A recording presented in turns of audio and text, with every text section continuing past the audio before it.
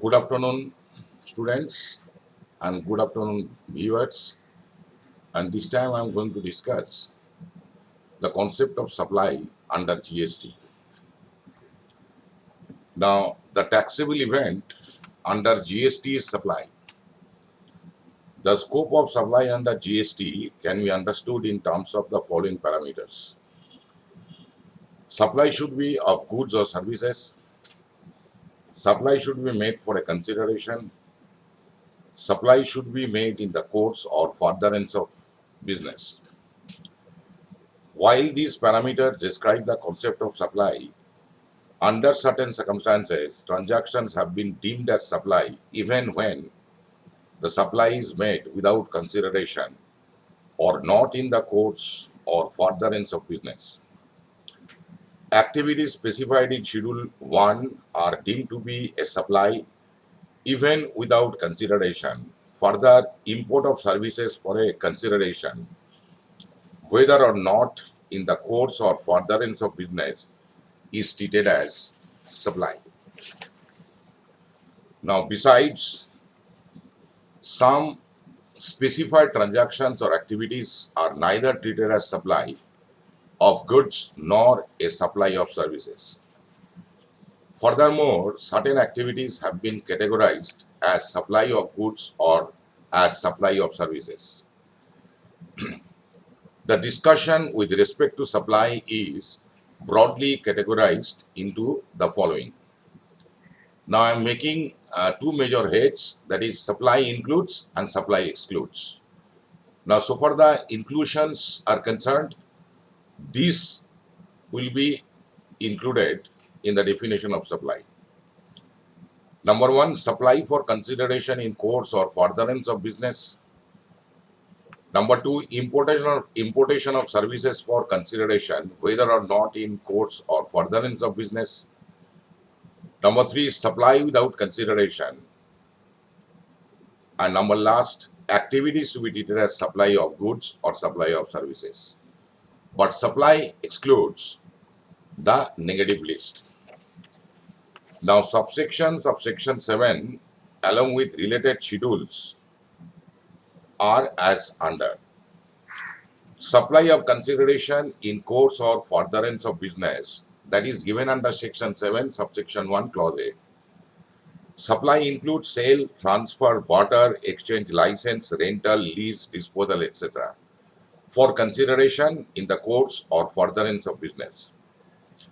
Importation of services for consideration, whether or not in course or furtherance of business, that is given under section 7 subsection 1 clause B. Supply should be in course or furtherance of business. The exception to said rule is import of services is deemed as supply even if the same has been imported not in course or furtherance of business. Now I am coming to supply without consideration, deemed supply, which is given under section 7 subsection 1 clause C, read with schedule 1.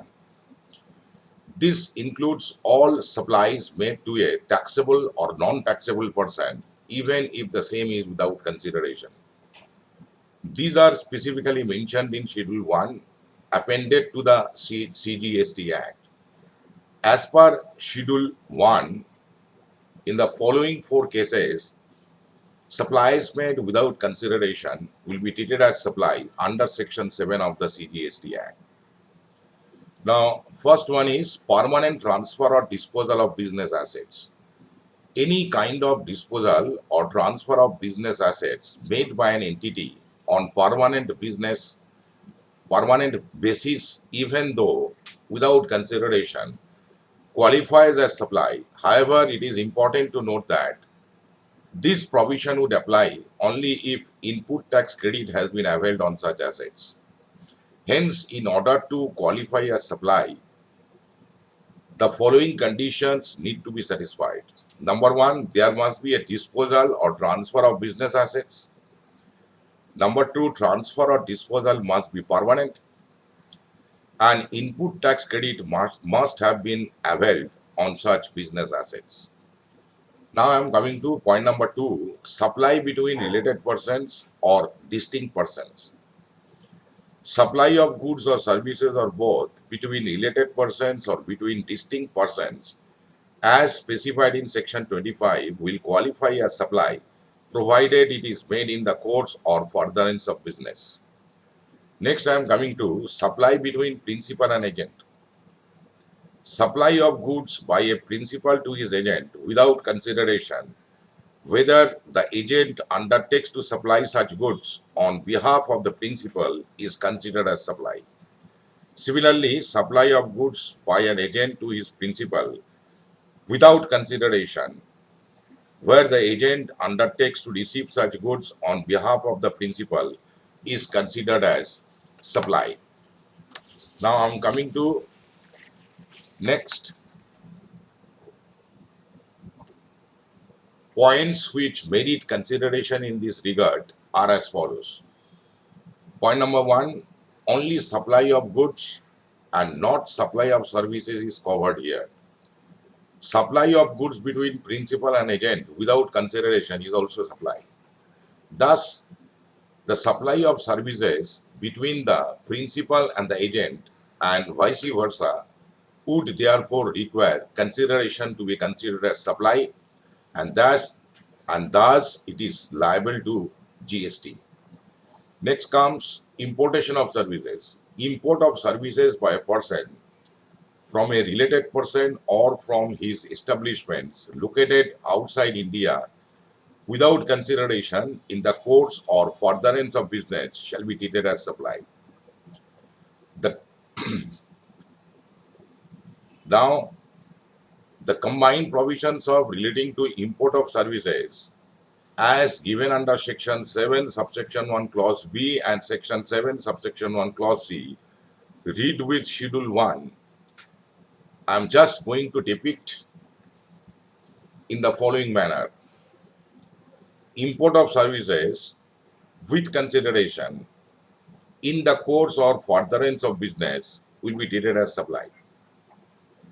Import of services with consideration not in course or furtherance of business also will be treated as supply. Import of services without consideration, related person or distinct persons plus in course or furtherance of business will be treated as supply. And the last one, import of services without consideration in other cases will not be treated as a supply. So that is all about. So far, the basic concept of supply under GST is concerned. I will be reverting back and will be continuing with this supply concept. So for the next video is concerned, hope you are staying safe, staying at home, having good health, and wish you all the best. Thank you.